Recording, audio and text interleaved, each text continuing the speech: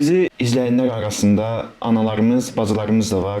Ramazan ayında onların haqqı bizim üzərimizdə daha çox olur. Şək yox, bəli. Və bu haqda fikirlərinizi bildirərdiniz. Bu haqda nə deyə bilərsinizmi? Gözəl sualdır həqiqətən də.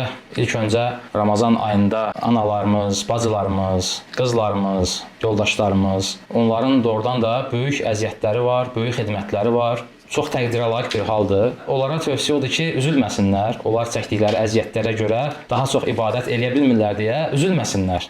Bəzi fəqihlər qeyd ediblər ki, qadınlar Ramazan ayında çəkdikləri bu əziyyətlərə görə, ailədə göstərdikləri xidmətlərə görə, xüsusən də mətbəxdə çalışmalarına görə onlar ibadət və cihad babında qazanılan savabları qazanırlar. Təsəvvür edirsiniz? Yəni çox mühüm bir məsələdir bu. Ona görə də ilk öncə tövsiyə odur ki, bu xatırlatmadan sonra bunun mükafatını Allahdan istəsinlər. Buna ərəbcə deyilir el-ihtisabul ecr indallah azza və cəl. Yəni bunun mükafatını uca Allahdan istəsinlər, gözləsinlər və bilsinlər ki, yəni onlar ilk öncə özlərini dedik ki, günahkar hiss eləməsinlər ki, mən daha çox ibadət eləyə bilmirəm, başım mətbəxdə qarışır falan.